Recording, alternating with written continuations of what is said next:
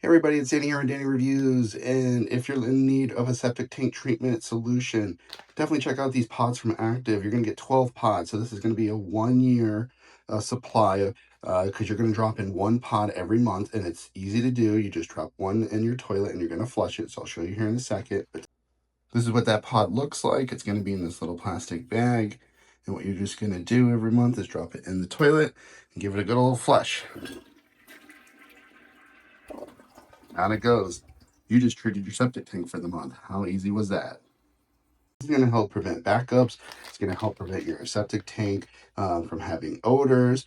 It's going to break down any paper, grease, and oils in that septic tank. And again, these pods have been designed to be safe on your pipes. I also love because it is a resealable bag, right? So you can tuck this away, but because this is a 1 year supply, I love how Active gave you this little use one pod per month calendar, and you can see here I'm going to do one for November, and then you can remind yourself when you did it or didn't do it. Set a calendar reminder, mark it off on the bag. The first of every month, drop your pod in, and you're good to go and treat that septic tank.